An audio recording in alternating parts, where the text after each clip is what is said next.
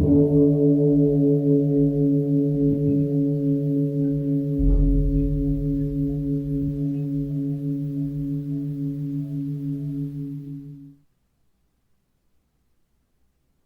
all beings be happy. May all beings be healthy. May all beings be free from harm. May all beings love life. May all beings awaken. Welcome to another Cuke Audio podcast. I'm DC, Poobah of Cuke Audio and Cuke Archives, preserving the legacy of Shunryu Suzuki and those whose paths crossed his, and anything else that comes to mind. I pray that you and yours are safe and comfortable, free from economic hardship, and able to get out and do whatever it is you want within the limitations of the universal precept of do as little harm as possible. So today we have another person whose path crossed Shunryu Suzuki's, Carolyn Morton, the third Morton in a row. First there was Jim, then his brother Rick, and now Rick's wife Carolyn. And Carolyn concludes the Morton Trilogy. She is another person. I think, all three of them came from the Art Institute, or were at the Art Institute. So many people at the Art Institute in San Francisco came to Zen Center in the 60s. I don't know about later. It's just one after another. So let's give Carolyn a call after we've had our pause to meditate. So when you hear the bell, hit pause if you're of such a mind, and meditate or whatever for as long as you like. And then when you're ready to end the meditation, hit unpause. And we'll be there to hit the bell to end the meditation or whatever. And we will proceed with hearing what Carolyn Morton has to say.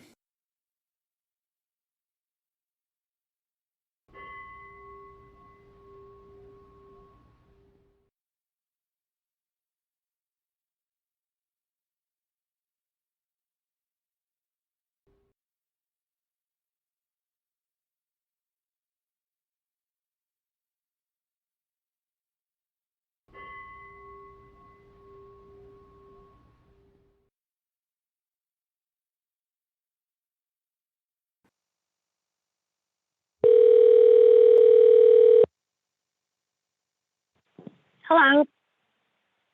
Hi, Carolyn. David here. Yeah, hi, David.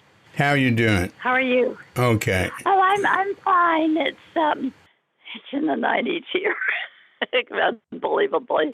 Oh, wow. The weather. Yeah, we're not used to this. 90s. Wow. And Yeah. Do you live in Sausalito? Yeah, I do. Yeah. I do.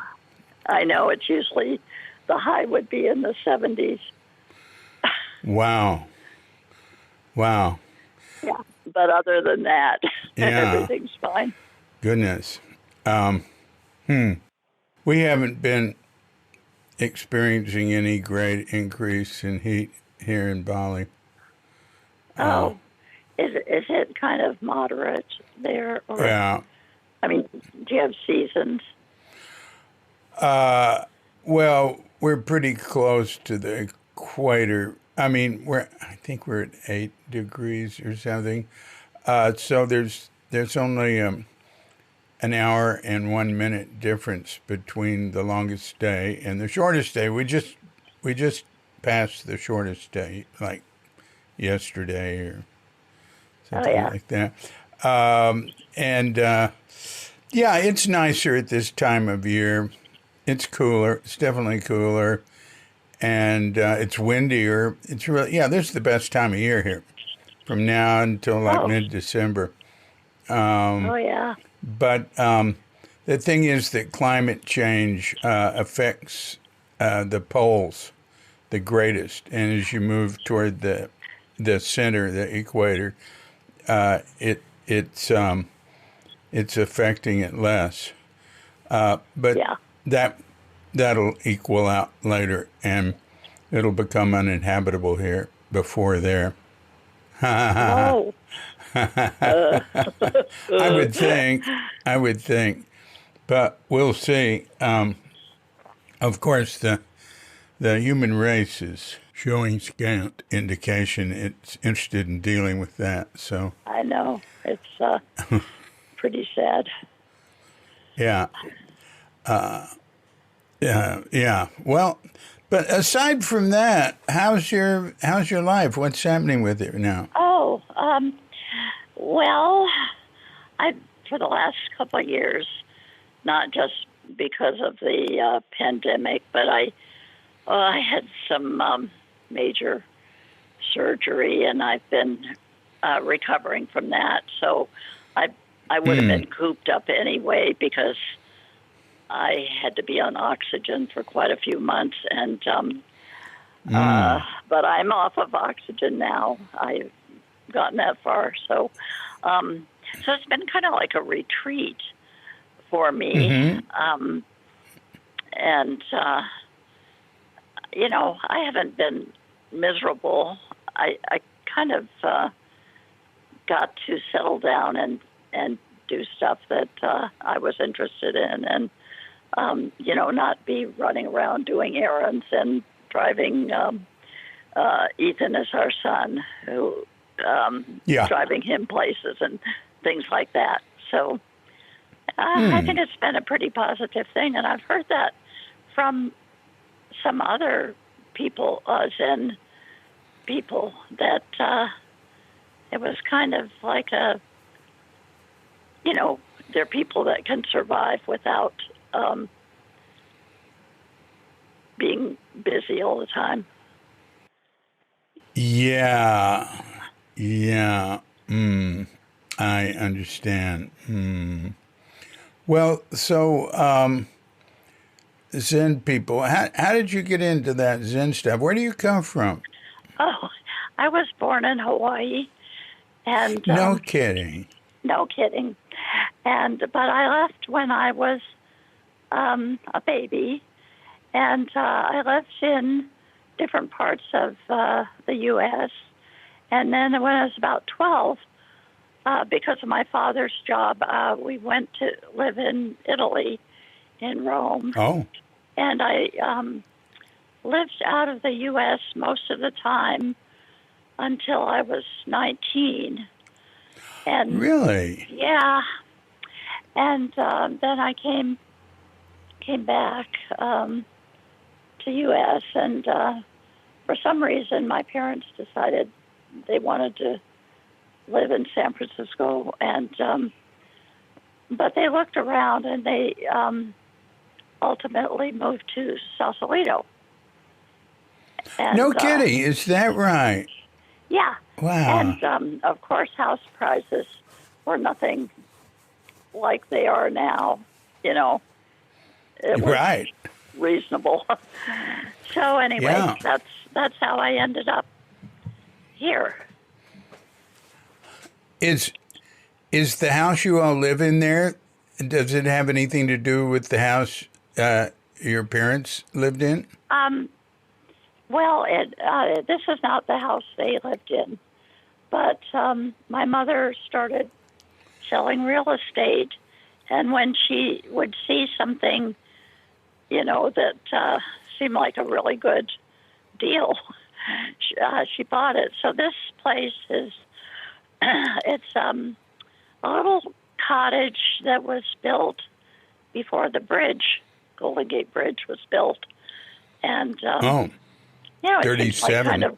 Like it was built in 1917. And it seems like maybe somebody's weekend place. They'd come over from San Francisco, or I don't really know the history. But, it's beautiful here. And, that's really nice. Yeah. So, now wait, I'm sort of interested. Your parents But what different places did you live at in the U.S. Till Oh, you went to okay. Italy? Yeah. I lived in Tucson, Arizona. My Uh-huh. father taught at University of Arizona. He taught Oh, ROTC. He was military. And then lived for a few months in near Pacific Grove, in oh, Monterey, sure. Wow. around there. Wow. And he went to Army Language School. And then we went, Uh-huh. yeah, I think it's still The there. DLI, the Defense Yeah. Language Institute. Is that what it's called? Yeah. It used to be Army Language School. Anyway, Huh. we went to Washington, D.C.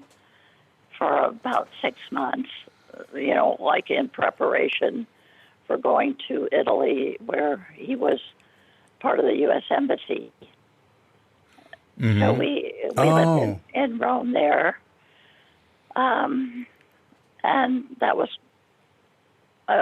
quite an experience. And for how long were you in Rome? 3 years. Mm-hmm. I was 12 and went to a kind of girls' Catholic international school with people Uh-huh. from different parts of the world. Hmm. And then, of all places, my junior year in high school was at Fort Hood, Texas. Oh, yeah. Far out. Yeah, so I went to school in Killeen. Oh, And God. that was culture shock, and Yeah. real culture shock. And then we went to Latin America.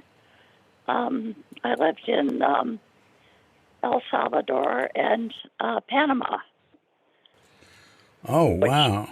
Panama is also on the equator, so I kind of know what you mean.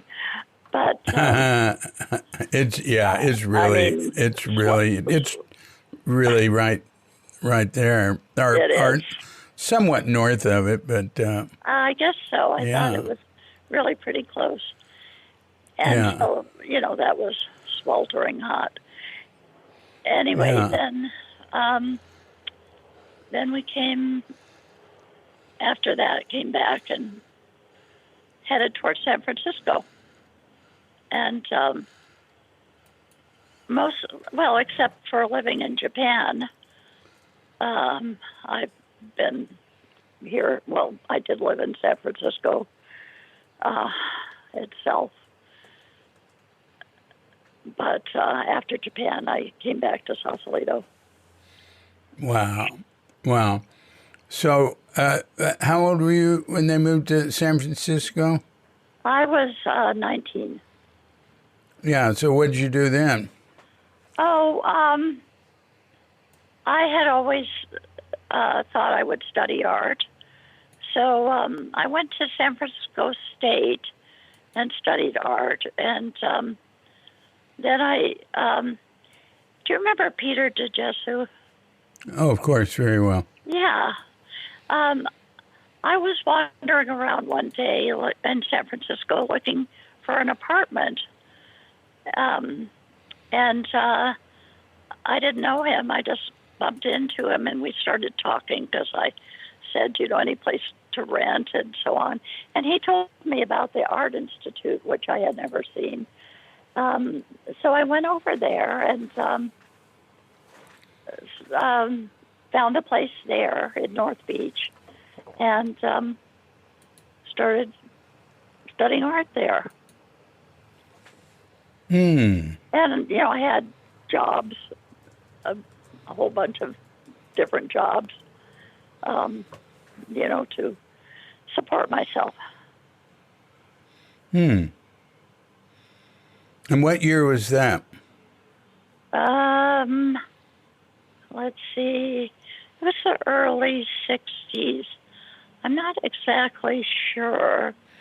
What year were you born? 1940. Hmm. Yeah. Huh. So you moved to San Francisco in 59. No, my parents moved to Sausalito when I came back. Yeah, they moved to Well, yeah, I Sausalito. did. I did live in Sausalito when I went to San Francisco State, but then I Uh-huh. moved into San Francisco on my own. Well, I shared a place with some Yeah. other people from the Art Institute, and Wow. yeah, and in those days, just like a lot of things, the Art Institute was something you could pay for if you had a job, a part-time job. Yeah. Whereas now, in recent years, it's been like going to Stanford or something. Yeah. Yeah. Although in recent years, it's just been trying to stay in business. Well, I heard it was sold, unfortunately, to UCSF. Oh, is that right? Is that Yeah, right? Wow. yeah. Wow. So, well, where did you? Well, I wanted to ask you what was your first contact with the Zen Center and Suzuki Roshi? Oh, yeah. But before I ask that, what were your first inklings, or did you have any of what's the meaning of life? Who am I? What's all this about? Yeah, I actually. Do you want to hear this story? Yes, that's why we're here. Yeah, when I lived in Italy, then my parents and my brother and I went on a trip, like summer vacation, and visited different countries. And we were in Germany on a bus going to visit one of the castles that was built by Mad King Ludwig. And we had waited and waited for the bus, and then this man finally showed up to drive the bus. He was wearing lederhosen, and he jumped on the bus, and we took off, and he kept hitting the markers on the side of the road. And after a while, it's kind of alarming. After a while, he hit something, and the bus rolled down the hill on its side. And the seats all broke loose and everything. Anyway, I thought, I'm going to die. I'm only 14. I think I was 14. I thought, I'm going to die. And then my life, as they say, my life flashed before my eyes. And it's really amazing when that happens. In who knows, a minute, everything that ever happened to you, at least it feels like it, looks like it, replays. Yeah. Are you familiar with that? Oh yeah, I know other people that has happened to. It's amazing. So anyway, we all survived. People just got kind of bruised up.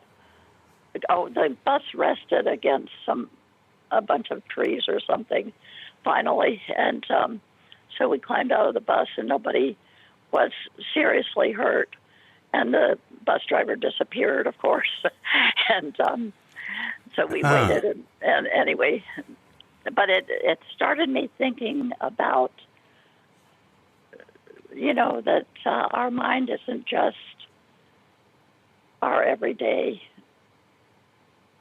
conscious, everyday mind. Yeah. I guess we call small mind. And it was a really profound experience for me. So I was very interested in how the mind worked after that.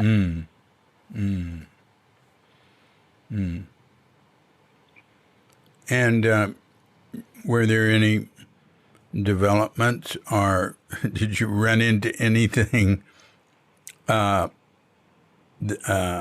you can remember in that that was related to your wondering how the mind works and that sort of thing? Well, just having that experience made me curious.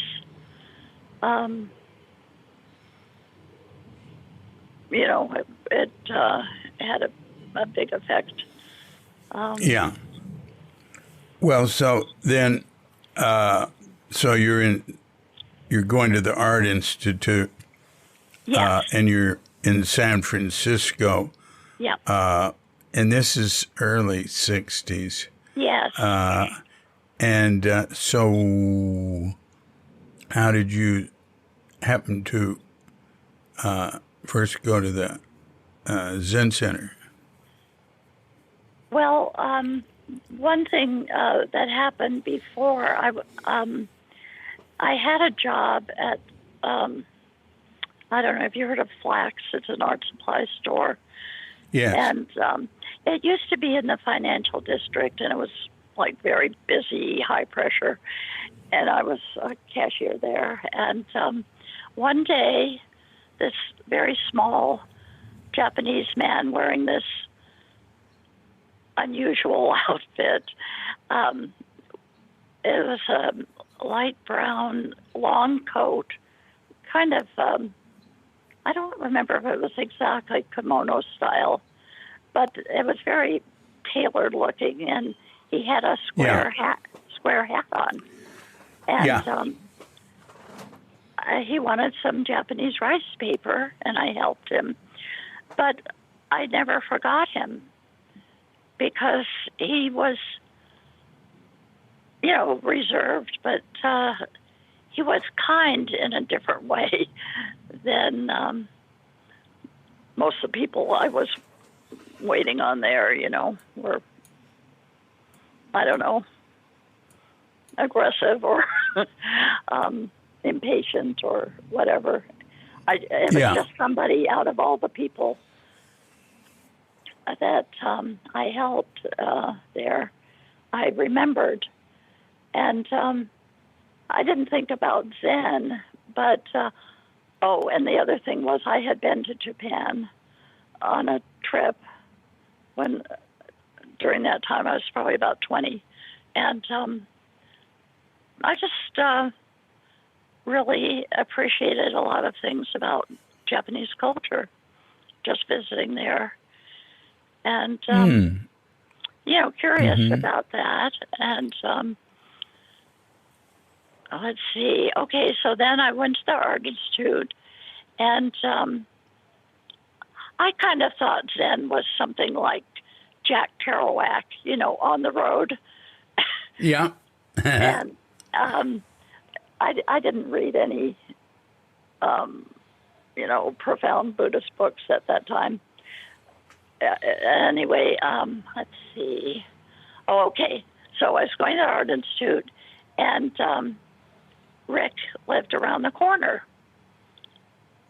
And, in North Beach, and he would come over the place I shared with some other people, and then I'd get locked out of my place.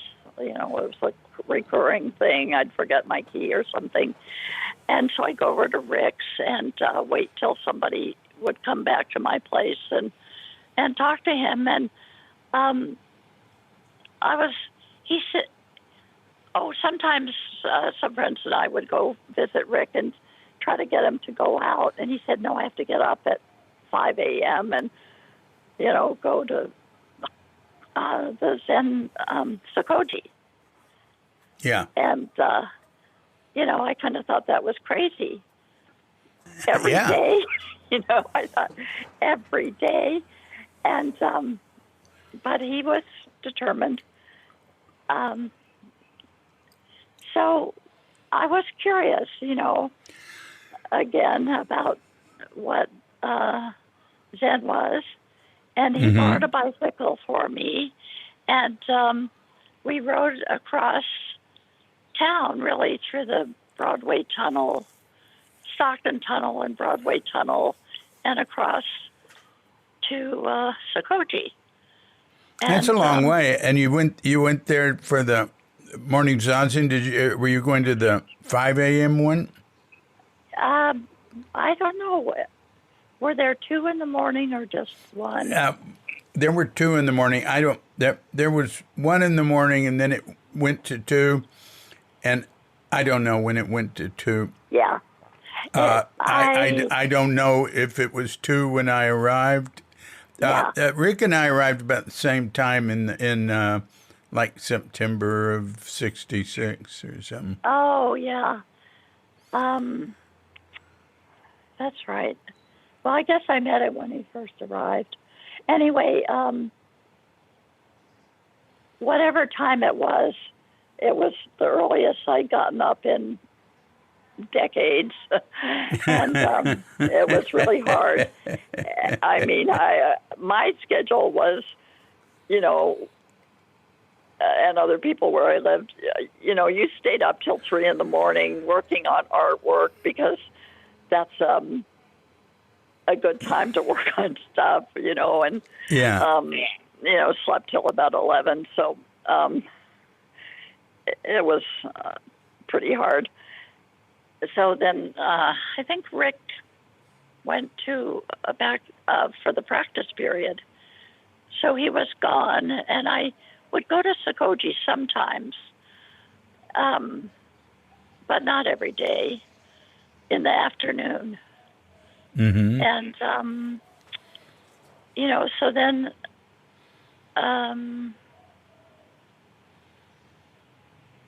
it was not like my expectations. Of course, it was very formal.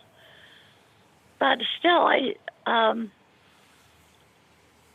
I just was very drawn to it. Mm. And so I think Rick was still away. I signed on for a one-day sitting, and that was really hard for me. I remember sitting next to Della Gertz, Uh-huh. and, she's so patient. And I was wiggling and moving probably pretty constantly. But she, was just really kind about the whole thing. So I did that. And then maybe a couple of months later, I went to, 1 week or 10-day, maybe a 1 week sitting. And no, there were never any 10-day. No, I guess it was 1 week. Yeah. And of course that was really hard too. But I went in to have Doksan with Suzuki Roshi, and to my horror, I found myself saying, I want to go to Tassajara. And he said, fine, because I wasn't really a regular, Mm-hmm. student. And so then I heard from someone that the board disapproved of that, but Suzuki Roshi said, no, she can go. So There you go. that sealed my fate. And I got a job delivering mail at the post office in North Beach in Chinatown to save up some money. And so I did that for a few months. And then went to Tassajara in the fall of 69 and the spring of 70 and part of that next summer. So that's kind of the outline. Right. Well, how that works. Do you have any? So when you came to Sokoji, do you have any memories, say, of people, of Suzuki and? Oh yeah. Well, we sat in the room upstairs, and then you would have to walk through his office after Zazen and bow to him. And for some reason, I would get paralyzed when I got close to the door. And I don't know why. But anyway, the person behind me would have to give me a shove to go through the door. And, wow. Yeah. And, I would bow to him. And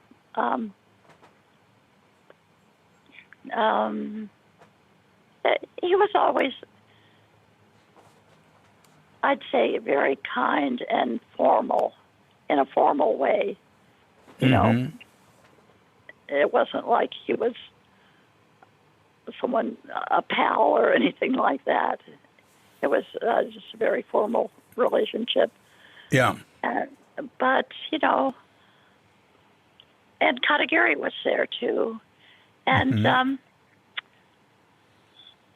I don't know, I never met people who had certain qualities, which I don't know how to quite put in words. But I don't know, I really love them, not in some kind of romantic way, but just as people. And I think that helped.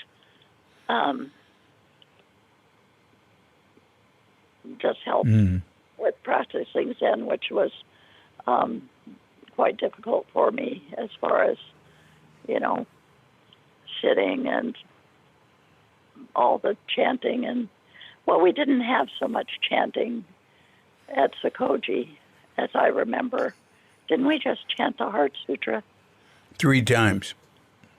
Oh, was it 3 times? Yeah.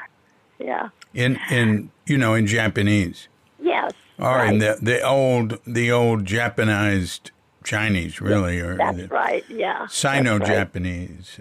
Uh-huh. Yeah. Yeah, that was great. Yeah. Yeah. So, anyway, that's pretty much how I got started. Also I had been to Tassajara before Zen Center bought it. And, let's hear it. Yeah, a friend of mine who was not connected with Zen Center and I were invited to visit Tassajara by, I think he was the cook there. Jim Cook was the cook. Jim Cook, right. Which right. I thought, did you know him? Yeah, well, back then I knew him, for a while. He was around when we first came there. He was around some, and because I moved down there right after we bought it. Oh, yeah. And at least he was visiting. I know I met him, and I remember him. I don't know if he was still living there or if he was living there. Maybe he was living in Big Sur. But anyway, yeah, I remember Jim Cook. And he had when Suzuki first went there before it was bought, he had made dinner for Suzuki. And he made him like brown rice and miso soup and stuff like it. Made everybody else hamburgers. And Suzuki said, I like hamburgers, and took one of the hamburgers. Oh, that's great. Yeah. So that was an interesting trip, Yeah.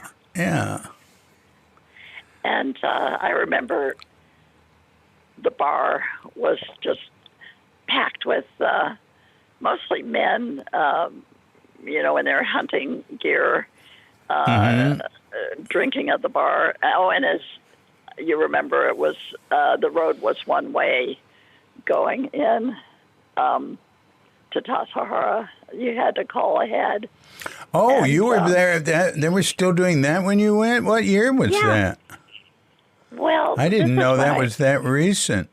Wow. No, that was when I went to visit before I went to the maybe they had widened the road by the time I went to the practice period. But Yeah, when I I first think rode that road in like February of '67, and it was two-way, but people couldn't pass. And if you came across a car, one of you would have to.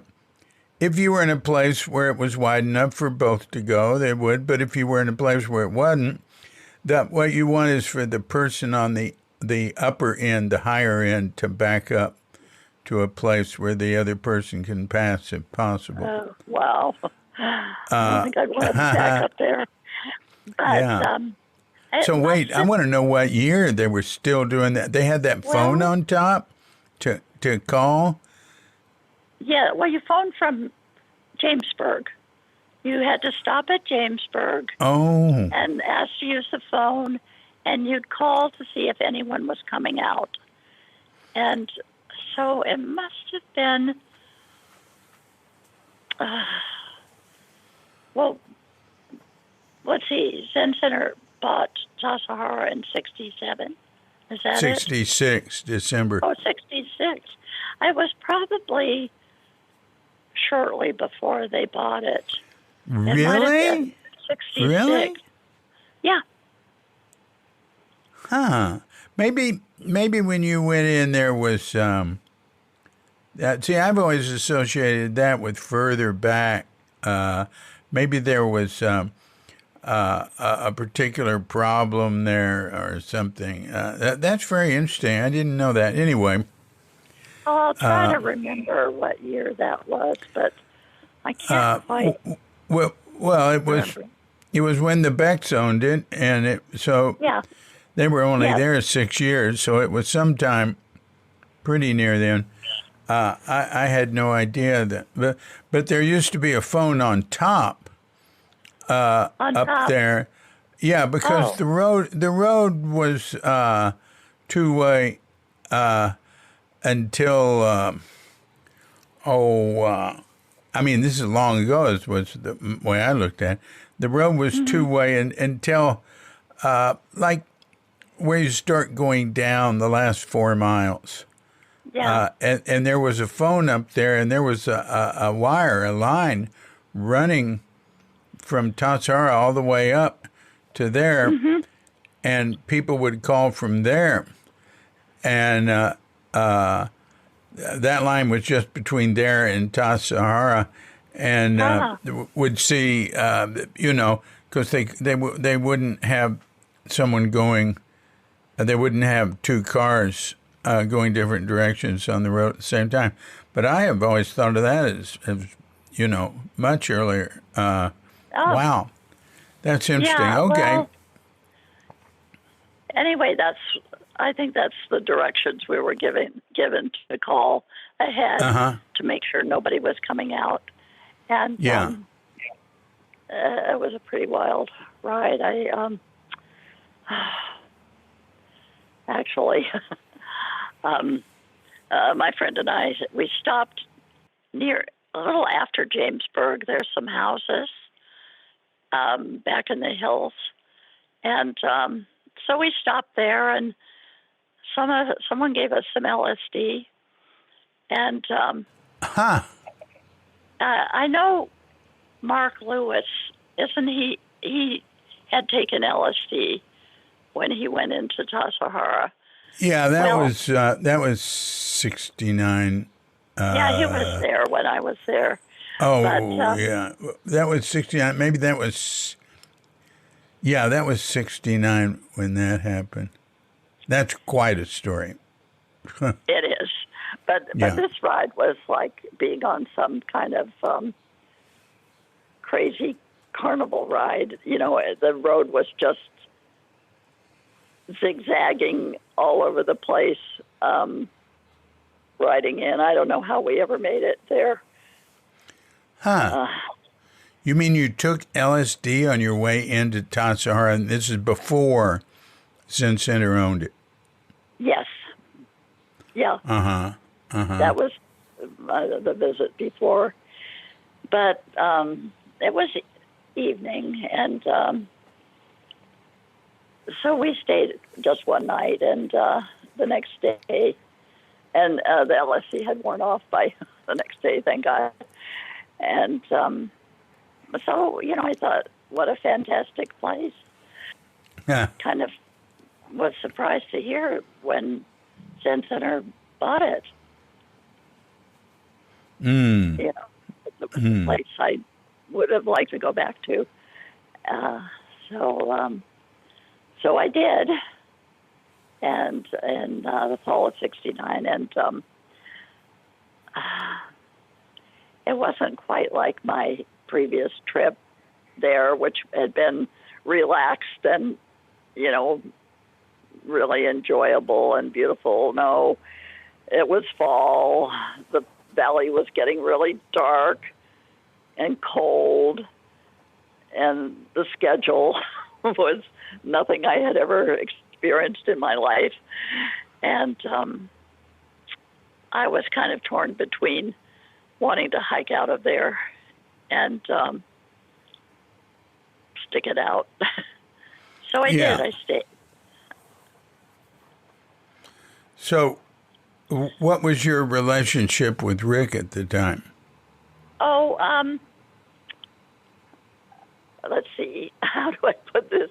Oh, we had become pretty close, and I thought I just respected that he was practicing Zen, which I felt by that time very drawn to.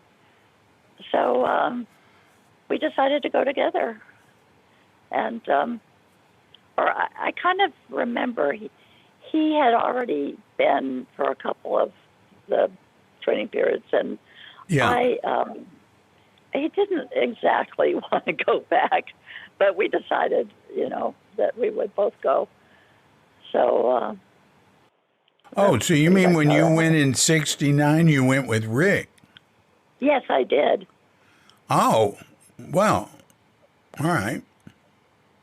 Yeah, we had cabin 13, which was by the garden, the last. On the garden side of the roads there. Yeah, it's the one right next to it. Nice cabin. Yeah, it was really nice. Yeah, with that mountain right behind you, threatening to rain boulders down on you. That never crossed my mind. Oh, well, it happened. It did happen. We didn't lose. We didn't have. We never lost a cabin there, any damage that I can remember.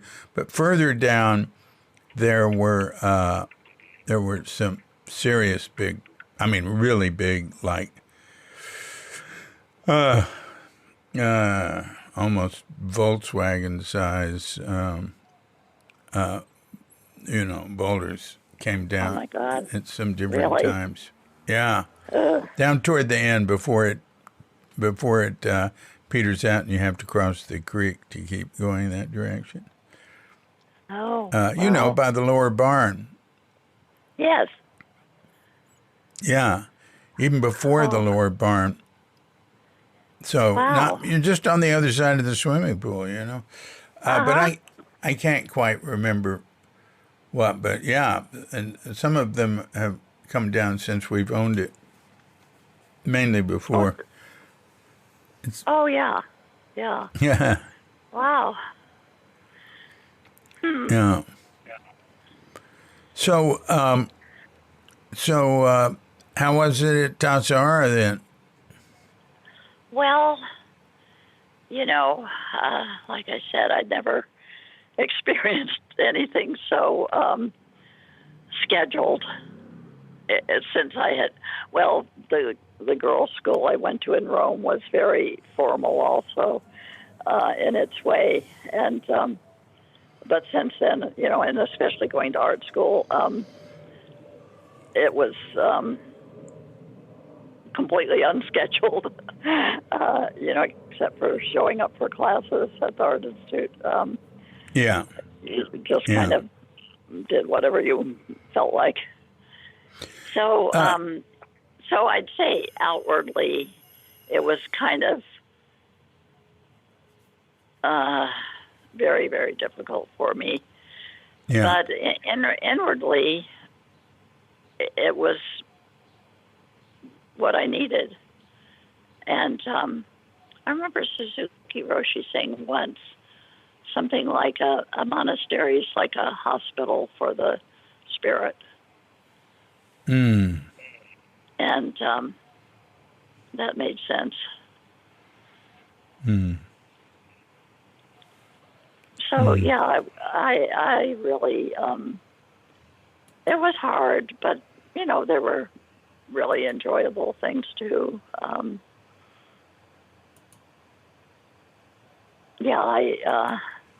When it got cold and dark and the winter really started, I don't know. I was really cold in the winter. My feet were so cold in the Zendo. I just that the physical things were, and the schedule was, I go to sleep and didn't experience it's as though I went to sleep and would wake up with no sense of any time passing, and the wake-up bell was going by. In other words, it's as though I was sleeping maybe 7 hours, but it felt like I hadn't slept at all. 7 hours, yeah. Something like that, whatever, yeah. Yeah. So how long were you there? Well, the fall, and what is it, about 3.5 months in the fall.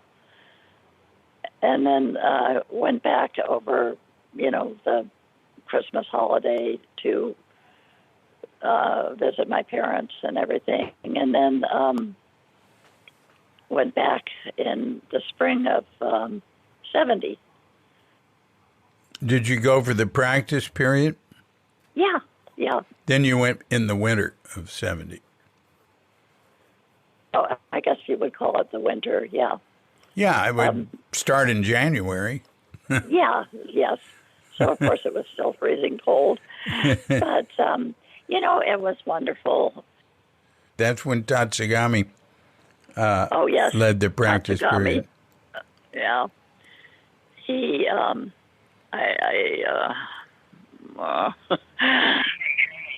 I was a little underwhelmed by Tatsugami. Oh, let's hear more. Well, I just thought he was very pompous, and he didn't have the qualities I admired in the other teachers. Yeah. I just wondered what he was doing there. I know he was supposed to be teaching all the rituals and stuff, which weren't really, to me, I guess I liked it better when it was simpler. Yeah. I didn't think that was really important, but that was just my take on it. Yeah.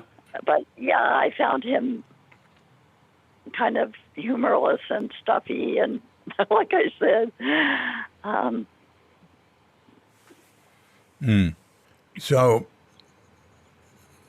But anyway, you got through the practice period. Do you have any particular memories of it, or? Let's see. Well, I had been working in the sewing room, which was all dark, and working on black cloth with black thread.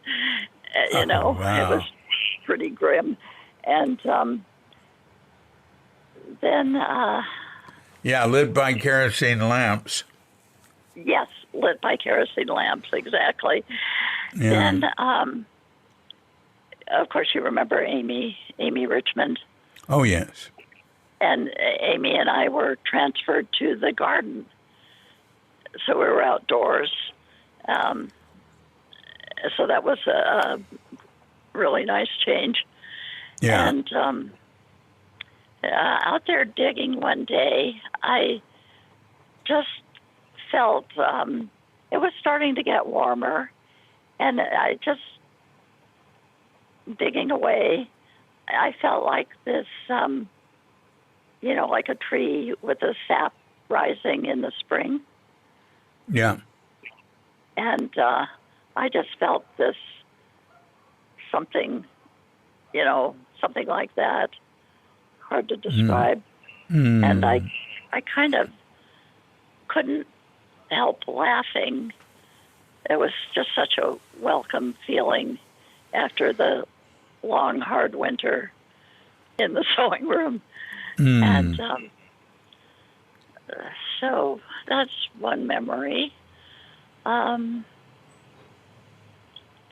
let's see. Well, I don't know if you were there, but Rick and I got married there by Suzuki Yes, I Roshi. was there. I was there. You were? Yeah. That was in July. Yeah.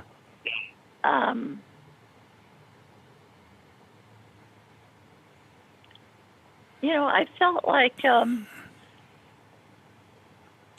didn't really have big conversations with Suzuki Roshi. It was more like, the apprentice system in Japan or in Europe. I don't know if they still do that. You might, I know in Japan, people wanted to be apprentices at the museums and learn things. And they would just sweep the floor for maybe 3 years before anyone taught them anything. And at the same time, if you're being observant, you're just absorbing things in a kind of nonverbal way. Yes. And I felt like that was my experience with Suzuki. Yeah. I would say he would definitely appreciate that. I know, like Ramana Maharshi yeah. would, he would meet with people and they would ask him questions. But he said the best is just to sit there and not ask questions. Yeah. Yeah, I think Suzuki Roshi was very, he would give the talks, and I appreciated it, but he didn't want people to take notes, as I remember. And he didn't feel that it was the most important thing, that sitting was really the core of the whole thing. I do remember one other thing that just popped in my head. Once I was walking toward the baths, and Suzuki Roshi was walking away from the baths toward me, and usually he would just bow and I would bow. But he stopped me and said, you should develop a habit of always observing your mind. And that was the end of the conversation. And I kind of didn't know what he was talking about exactly. But he said, you should always observe your mind? Yes, you should develop a habit of always observing your mind. So I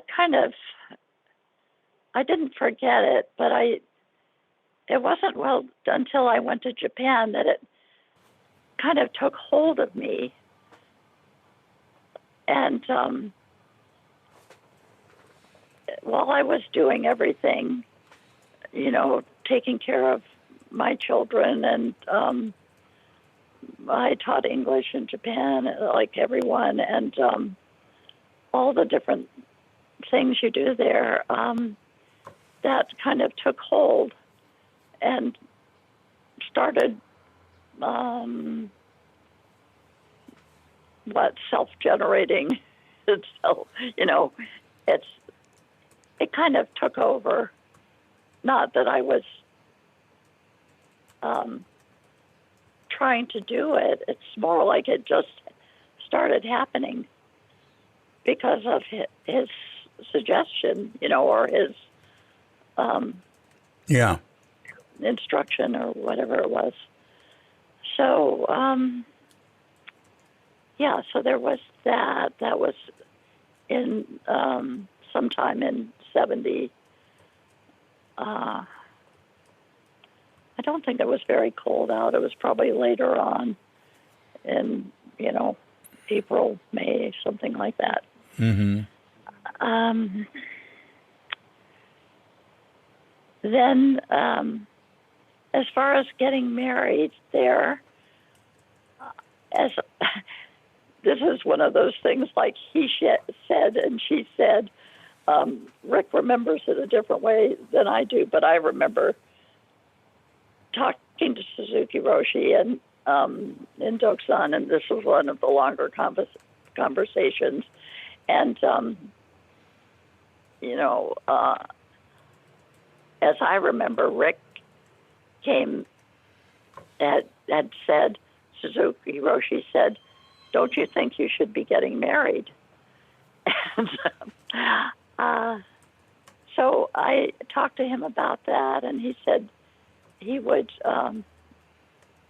perform the ceremony there at Tassajara. And let's see, just some details about that. But wait a minute, what's the difference between your memory and Rick's? Rick thinks that Suzuki Roshi said it to me, and I said it to him, but that's not my personality, to say, Suzuki Roshi says we should be getting married, and so you better do it. Oh, you mean Rick says that you said?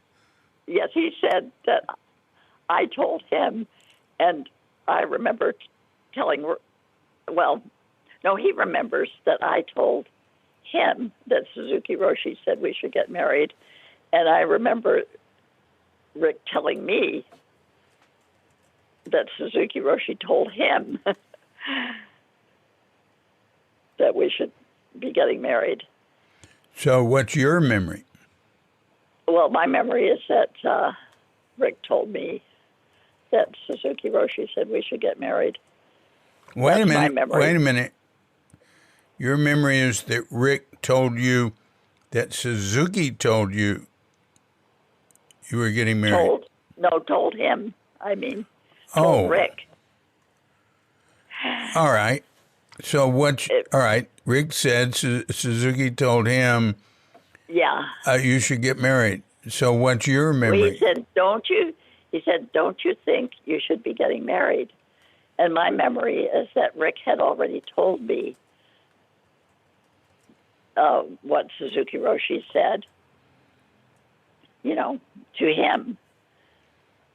And so when I went in to talk to Suzuki Roshi, I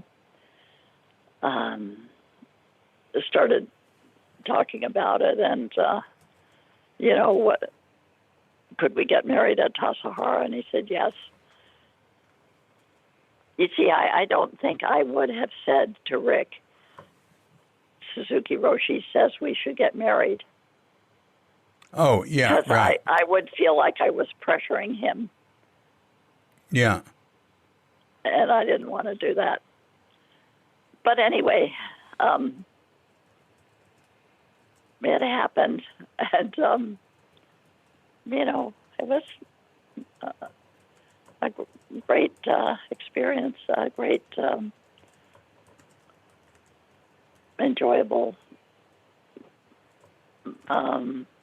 day, I think. Hmm. Yeah. Yeah. Did your parents come? No, my sisters. I have two sisters who are twins, and they came, and we had a Japanese teacher, and she came with her children from Ah. San Francisco. My parents, my mother said, I can't tell your father. He'll be so upset that you know, Zen was not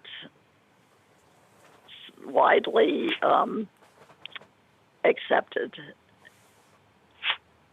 in those Yeah. days. And, of course, my father was ultra conservative, and so they didn't come. Did your father know you were getting married? Did he know where No, you were no, living? no, no. My mother said, please just don't bring it up. Oh, I see. This will just be one more thing that he'll be very agitated about. So actually, Yeah. what happened was after we left Tasahara, I think it might have been in August, after the wedding and everything.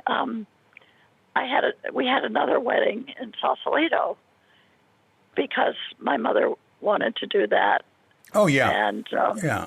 That's done. That's still done by people. Two oh, is weddings. it? Oh, yeah. Yeah. So Not a lot, you- but through the years, I've seen it yeah. happen. Oh, Civil and religious are two different religions, Jewish and Christian or right. whatever. Yeah. One funny thing is that it was an Episcopal church in Sausalito. The person who married us, we showed him the marriage certificate, but he said, this isn't legal. You're going to have to get another one. Of course, it was completely legal. We went to Yeah. Monterey, and Yeah. Suzuki, he signed it, and we had a Yeah. couple of witnesses. Anyway. Well, did Rick's parents come to the wedding? Well, no, they came that summer, but they came earlier.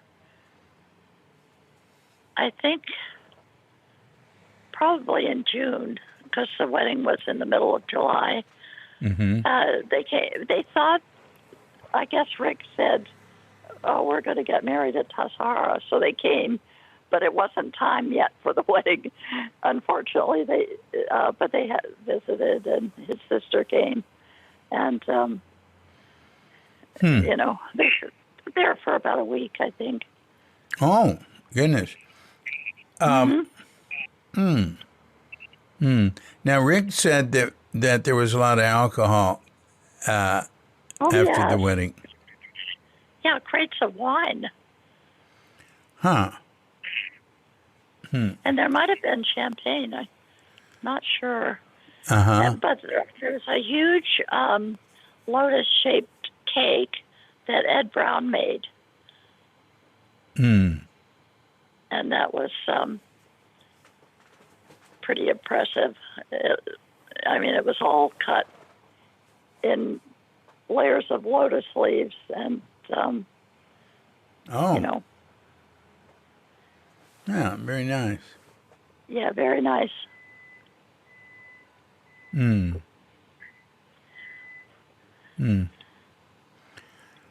Well, so what happened then?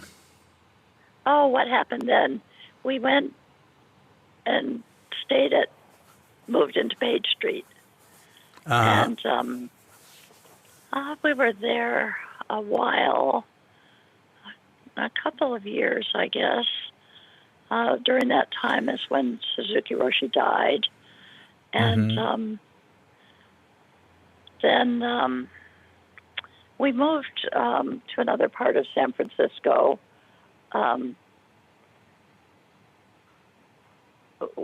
We kept hearing about these and this happened in those days, still incredibly inexpensive places. So we were renting this place, and then the owner sold it, and we had to move. So we moved to another place, and do you remember Tim Ford? Yeah. Yeah, he had been renting a place in Noe Valley, and that was $75 a month, and it was like an old dairy barn, small, not like a big barn, and had a garden in front of it, and so that was fine. That was great. And then they sold that. So then we moved to Lombard Street, where John Welke had been living. Oh, Do you yeah. remember John Welke was married to Ruthie, what was her name? I think that was her name. Anyway. Was she a Zen student? Yeah, they both lived at Page Street. Uh-huh. I might have her name wrong. Hmm. Anyway, yeah, they were down the hall from us at Page Street. And, okay, so then the place we moved into, that was great. That also cost like $125 a month. And they sold that after a year. So then I was sick of being bumped from place to place, and we decided to go to Japan. And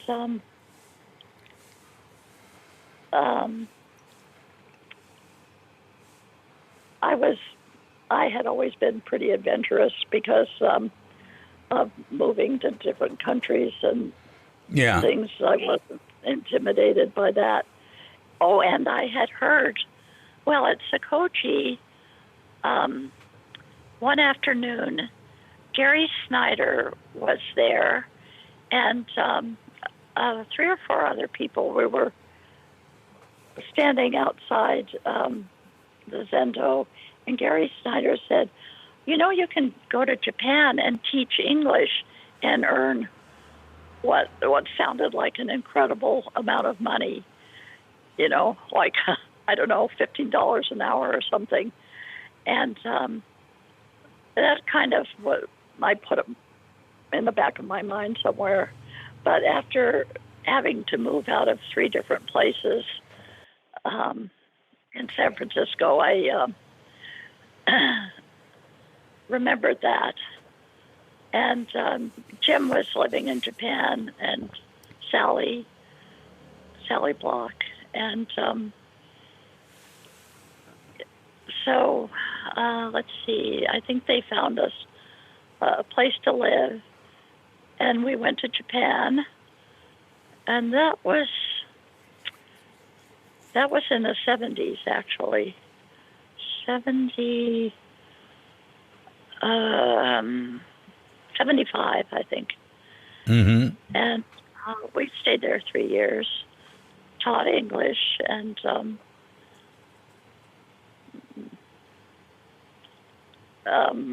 let's see. You lived in Japan for a while, didn't you? Yeah, I went there in '88. That's when you could really make money. I don't think you were making $50 an hour back then teaching English. Not 50, 15. 15. Oh, you don't think? Yes. Oh, 15, yeah. When I was there, you could make 50. Wow. But, in fact, we made 100, over 100 sometimes in an hour in group classes, or even in like amazing. teaching a doctor individually. But but you know, yeah, that was the height of their economy. Wow. Yeah. Yes, the economy was good then. Yeah. But yes, but you could do quite well when you were there. Too. You certainly get by, yeah. And we but pretty much say got by. the money we were earning was under the table. It was not working for any Japanese company. No, We had our own. We had our own school. Oh, you had a school. Yeah. I just, people passed jobs along to you. Mm-hmm. So, and people in the neighborhood would ask, they were also enthusiastic about learning English. So I taught groups of children and housewives and. And you were doing it independently, people. right? Yeah. Oh, yeah. That's the way to do it. Would not have signed on, but Yeah. I did. I did go to Osaka on the train and teach at a company just once a week. And but if fine. you're teaching at a company, that's good too. Just not working for a company that teaches English. That's the worst. Yes, no, that was the worst. I remember Jerome came to Japan and he had a job all lined up with some company, and they really get you on a schedule that doesn't give you much freedom. Make you sit around and stuff. I mean, it's ridiculous. I mean, yes, no, never. People would work for. I'd pay people $50 an hour. I had classes that I would pay people $50 an hour to teach, and I'd make $50 an hour off it. That's amazing. Yeah. I had no idea. Yeah. Yeah. But we didn't work a lot. We didn't try to make a lot of money. We just worked less. And the most we ever worked was 20 hours in a week. And but down toward the end, it was getting down to a few hours a week, and other people were doing it. And we sent money back to America, and we saved some, but could have made a lot of money. But just, did other things, studied things. Did you study anything or have any relations with Japanese? Yeah. Well, my daughter was born there, so that was time-consuming. And, our son, Ethan, was, let's see, if we went in 1975, he was about 3, and then Anne was born there. And between teaching English classes and, taking care of them, I did take Japanese classes, and I could talk to my neighbors and do, things, but I wasn't fluent at all, just enough. I mean, I'm sure grammatically I sounded probably like a baby, but I could communicate, I could talk to people, and I enjoyed lots of people that I met there, Japanese people. And one thing I did that I was teaching a night class through some university in Kyoto, and after the class, man in the class came up to me, and he said he worked for a publishing company, and would I write a book for their company? And of course I said yes, although I'd never written a book before. But it was a publishing company, and they published books for high school students in English as part of their publishing thing. So I somehow or other did it. It was the summer, and as you know, Kyoto is sweltering in the summer. That's right. And yes. Really incredibly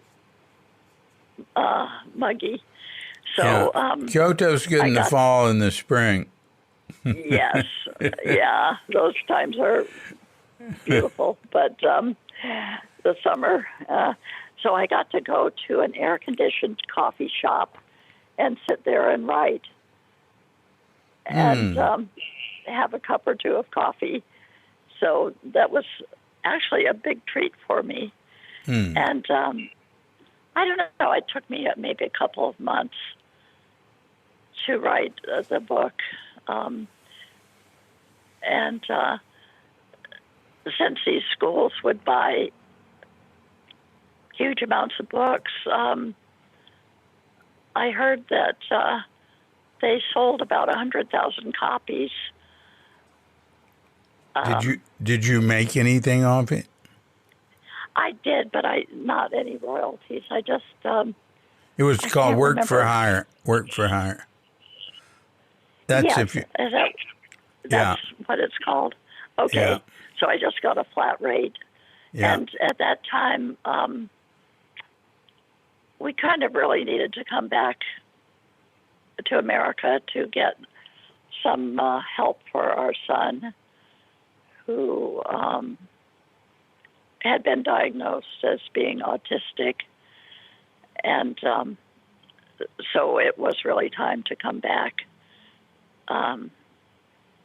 So that money from the book helped to get back and everything. But I have really good memories of Japan, and then sometimes I've had nightmares where I'm standing in the place that we lived, and it's the size of 2 walk-in closets, and really tiny, like some old samurai movie type place. Yeah. And the snow would blow through the kitchen in the winter, and it was pretty primitive. So, but all in all, I really loved kind of immersing myself in the culture, and the people I met were, for the most part, really kind and helpful. Yeah.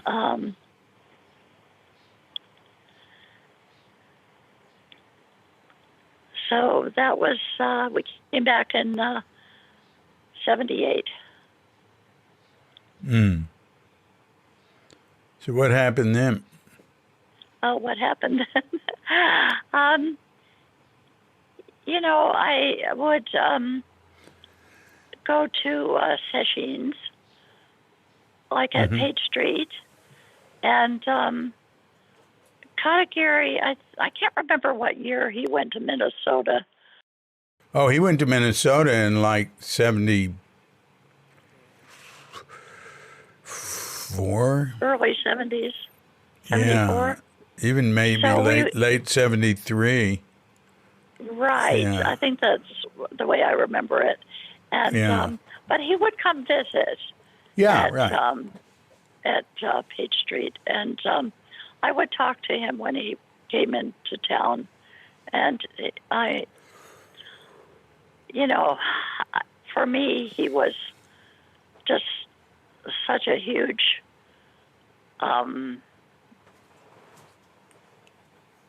just so effective in his way. I can't even, he didn't get the attention Suzuki Roshi did, and yet, I don't know. I just thought he was just a really good teacher. Yeah, I always considered him one of my teachers. My teachers were Suzuki and Katagiri. It was, Katagiri would say, Suzuki's your teacher. I had a friendlier relation with Katagiri. It was less formal. Sometimes a little formal. Yeah, depending on the situation. I found that too. It was just easier to, he could be very funny, I found. I thought Katagiri really had a great sense of humor. And for me, a sense of humor is pretty essential if you're studying Zen. Right. Yes. Yeah. So, so I would see him when he came back to San Francisco I don't know how often, maybe every couple of years or maybe more. And let's see. I would go to sessions, and then every so often, when I could do it. And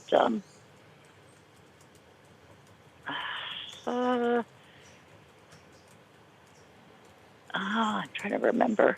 Oh, I said to Katagiri, well, you're not here very often. I'm kind of, at loose ends. And he said, well, why don't you talk to Reb? He's very nice. And, for me, everybody that I'd been at Tassajara with was a contemporary. Yeah. But Reb was very helpful. I would talk to him pretty often. And,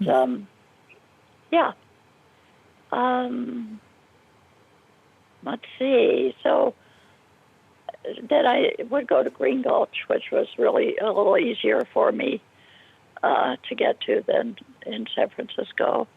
And that went on for a while, a few years. And then one day I was at a garden store, and I ran into Steve Stuckey, and he said, he had a group at his house, and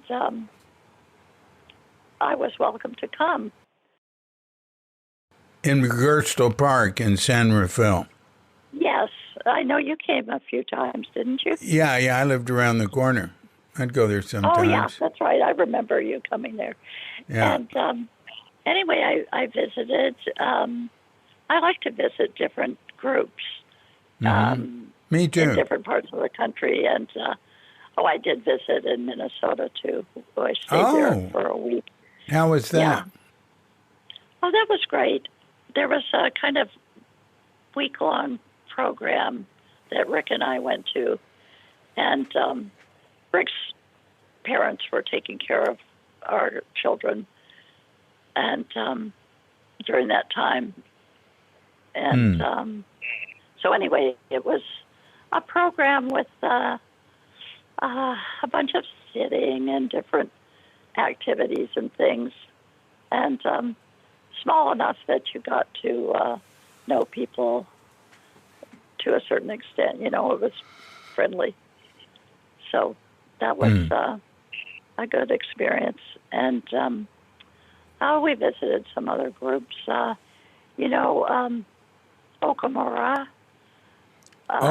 Shohaku. And Shohaku. Was he? Well, he was in Minnesota after Katagiri died. Before that, he was in Massachusetts, and then he went to Springfield. No, not Springfield. Let's see, Bloomington, Indiana. But did you see him in Massachusetts? Yes. We went to, I have a photograph I just came across a few days ago of I think it's him outside. I think there were 4 monks from Japan living in this little kind of a, it was kind of a shack I know where that was. Yeah. Did you go there?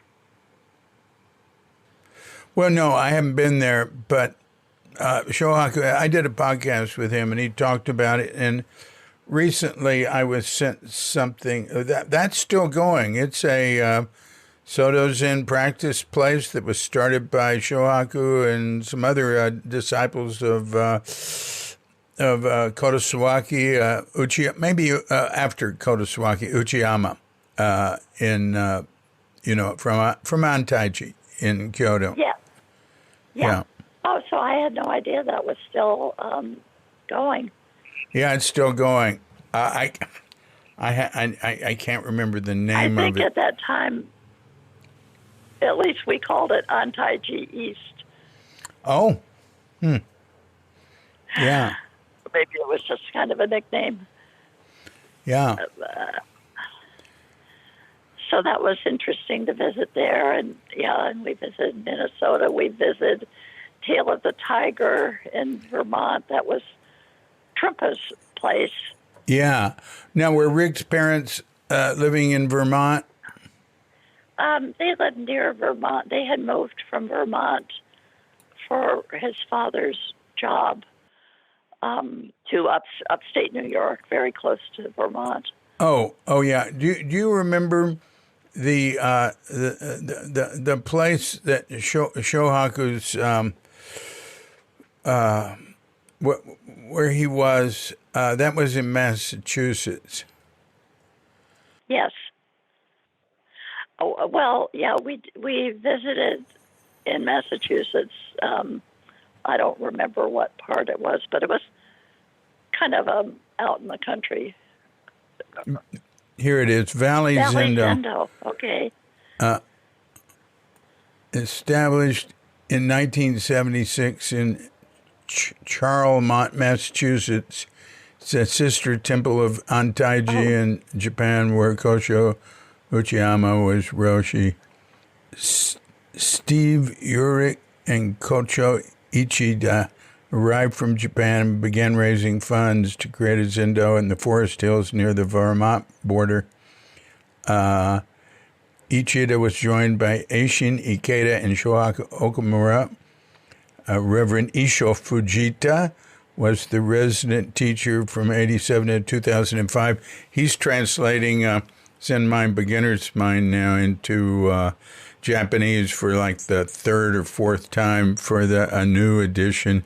Really? It's always in print there. A new edition. Yeah, I thought so. Well, Samga, who had it last, went out of business. That was publishing Crooked Cucumber. He was also involved with Crooked Cucumber. He did Zen is Right Here. He was involved with, well, I think he might have just translated a little book I did with vignettes about Suzuki. Oh, I think I saw that book. I think I got it from the library here and read it. I was always a big fan of Thank You and Okay. Well, you're a woman of taste and discrimination. I'm making an audio book out of it right now. Oh, you are? I'm going to have to listen. Yeah.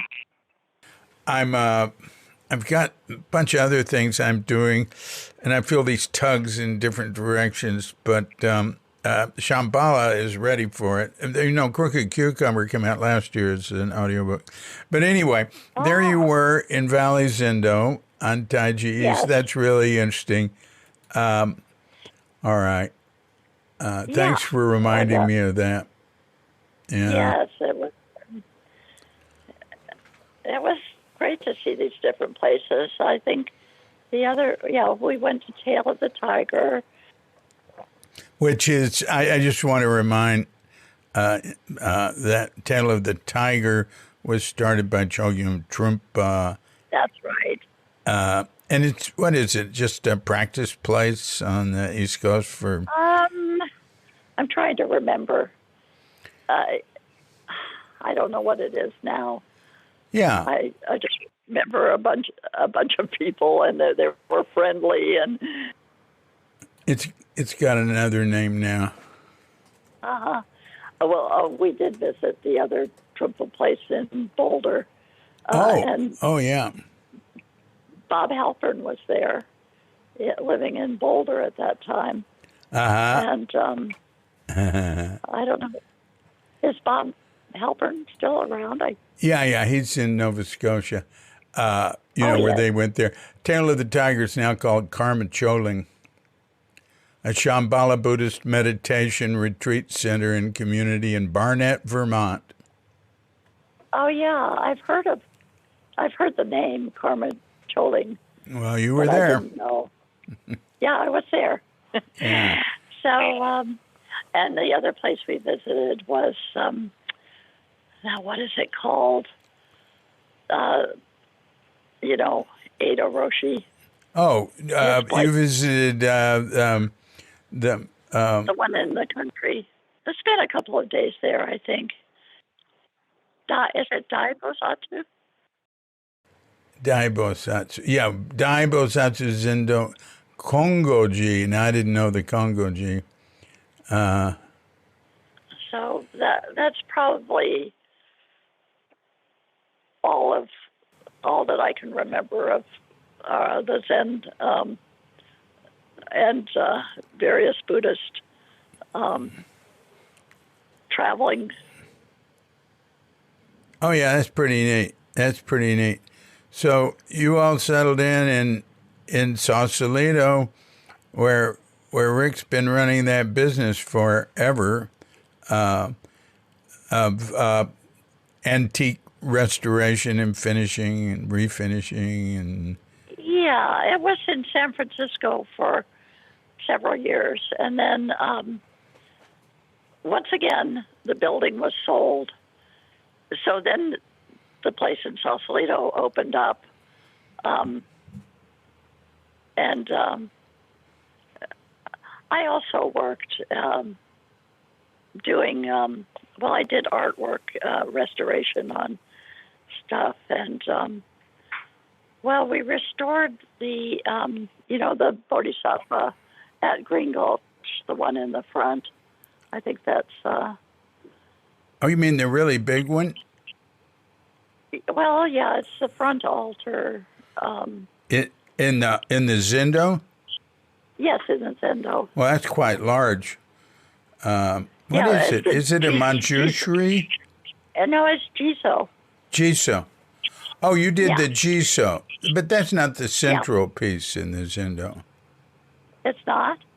Oh, it is? Oh. All right. I don't know. I forget.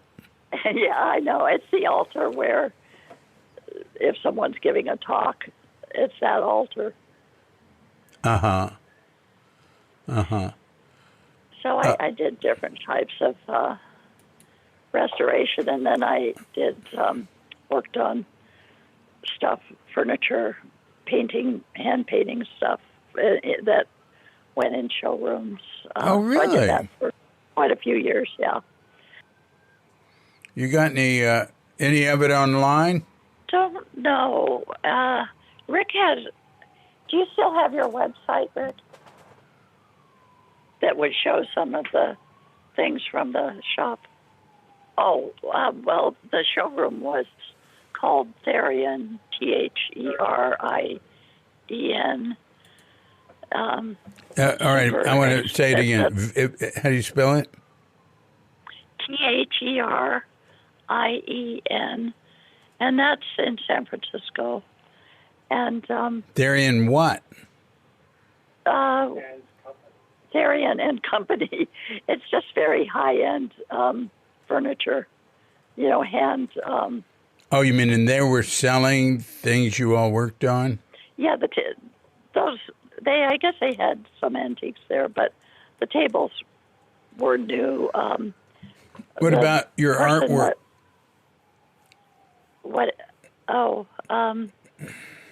The artwork was just stuff on the tables, or I would get. I thought you were doing paintings. I thought you were doing paintings. Yeah, I was. I did decorative painting on the tables. And I see. I understand now. And things would come in like an antique Japanese screen that somebody had messed up by scrubbing it with Ajax or something like that. Yeah, I know. Amazing. People would say, the cleaning lady thought this needed to be cleaned up. Oh, my gosh. So, what I liked about doing it was that it's a big unknown. You get these jobs and you don't know what to do. But somehow something evolves and you get it done. It might take a while, but wow. Wow. Yeah. That's something. And you continued with Steve Stuckey's group I did. when it moved to over Falkirk. there in by the Dominican College. Yeah, before Dominican, it was at Falkirk in San Rafael. Falkirk Center is an old Victorian house, and then after that, it moved to Dominican for several years. It's not at Dominican anymore? Well, during the pandemic, everything went on to Zoom. And it's kind of put on hold, and it doesn't look like the group would be going back to Dominican at this point. I used to go sit there. Did you? Yeah. I sat with a lot of groups in that area. We were there 2 years. Back when I lived around the corner from Steve, I was there 3 years with Elam. And then before Katrinka and I came to Bali, and at the end of 2013, we were in San Rafael for 2 years. And there were about 5 different Zen groups around there I'd go sit with. Layla over in Larkspur. Yes. And, Carol Paul's the teacher now of Steve's old group, and it's been named Marin Meditation Center. Marin Meditation Center. Well, she and Al Tribe. Al Tribe, yes. Yeah. Well, I'm sitting now on Monday night with Carol Paul and some other people. Oh, really? On Zoom. Well, there were like a bunch of different groups I'd sit with around there when I had time. I'd make one. I'd sat a few times a week with different groups, and but they all had talks, and I didn't have time to go sit and go to a talk at every one of these. So I started skipping the talks, which really worked for me. And the Layla's I liked the best because she didn't give a talk. She'd do a very brief reading. So I'd stay for the whole thing at her place. Yes. And that was nice. Layla is quite sick. Yes, I know. Yeah. I know. But, yes, I do like Layla very much. Yeah. So, anyhow, yes, there's groups popping up everywhere. It's kind of amazing. Yeah. I always loved the little groups. I mean, I like to visit Zen Center, and if it's the time's right in the city or at Green Gulch, I'll sit. But usually I'm going in to visit or to walk through or something, or some specific reason. Tassajara, I love to be at, like, for a week or 10 days. Went there many times for 10 days through the years and washed dishes. Loved it. That's the place. Yes, it's one of my favorite places in the whole world. Really. Yes, indeed. I love to. I could live there all summer. I'd love to. Oh yeah. I can't get away from here though. Yeah. It's because it's just too far, or you can't afford it. This is working. It's can't afford affordable. It. Yeah. I mean, what am I going to? I can't do anything over there. No, it's really hard. Yeah. We pay $375 a month for rent of a nice home. That sounds good. Well, I've always heard about Bali. Is it just incredibly beautiful, or? Well, it's got that. I don't think it's more beautiful than Marin County, but it's got wonderful people. It doesn't have a lot of guns. It doesn't have any guns. And the only people with guns here are the soldiers or the people. Every once in a while there'll be somebody with a weapon guarding the bank. I never know why. I go to a bank that always has a guard. But it's not for bank robbers. It's to stop people from fiddling with the ATM machines, so they can they can. It's called phishing.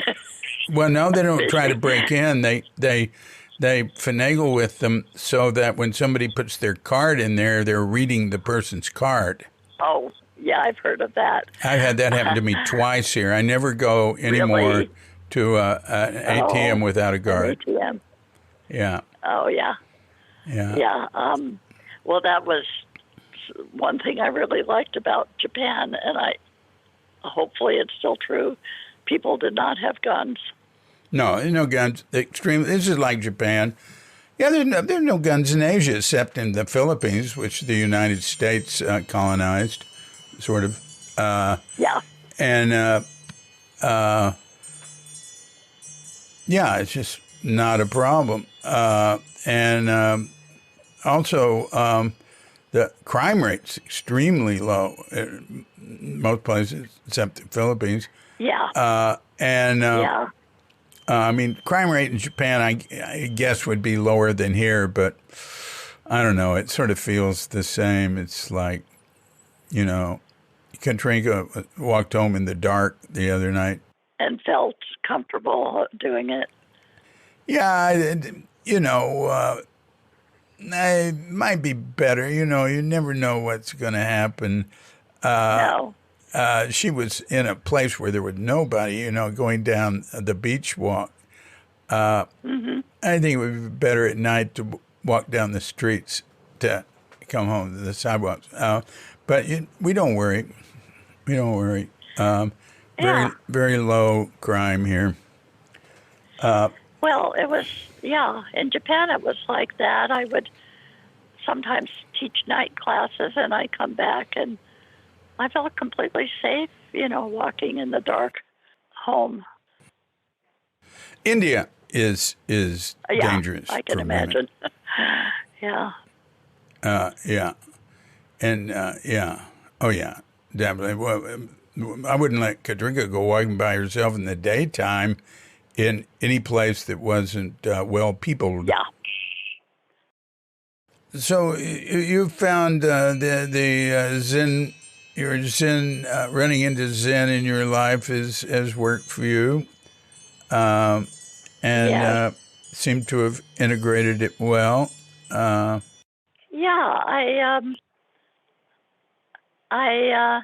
sometimes think, where would I be if I hadn't kind of seemingly randomly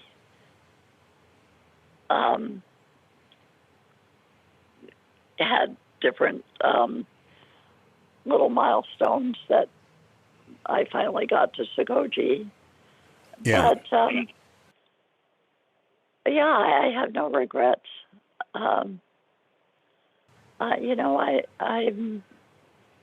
Suzuki Roshi gave us what we needed, really. Yeah. I'm always grateful for that. Do you still watch your mind? Oh,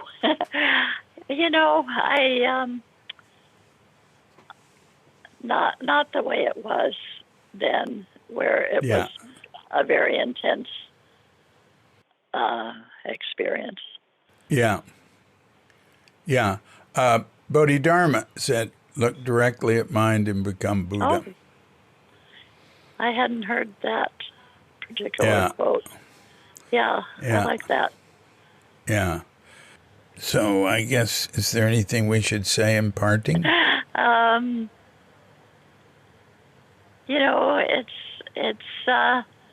It's good talking to you, and these memories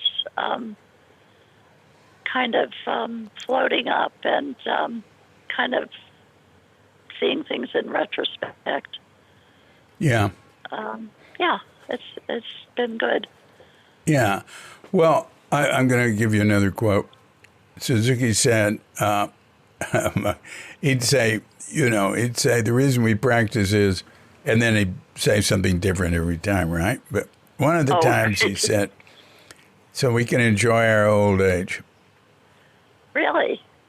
Yeah, and that's certainly I've That's found to be wonderful. true. You Yeah. found that true. Oh, yeah. Yeah. I find Yeah. that true, too. Yeah. That's, this thing about people wishing they could be young again. Ha! yeah, I know. I thought about that. Sure, physically young, but I kind of have to be honest. I was pretty miserable. Yeah. Yeah. Yeah. Indeed. Oh, I don't know. I think if I became physically honest, I might forget and then Yeah. return to my evil ways. Oh, right. my wicked ways. That was a book by Wicked Ways. Errol Flynn. Oh, really?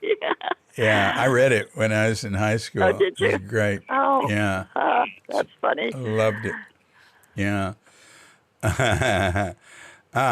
Well, thank you very much, Carolyn.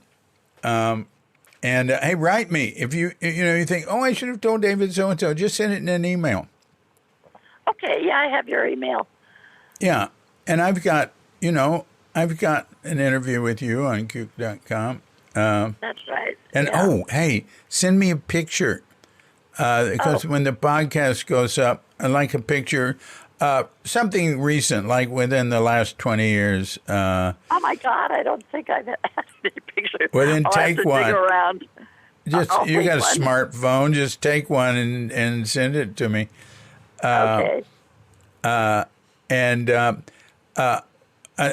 We like one too from way back in the past. And if you have one of Rick from way back, I'd like it too, because I don't use it to go with the podcast because there's only one picture. It goes with the podcast. But on Kook.com, on the podcast page, we list all the people who've been guests, and we show, when possible, a picture of them that's somewhat recent, and then a picture of them from the way back then, if we can. Oh, one of those before and after pictures.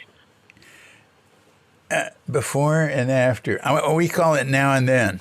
Oh, now and then, of course.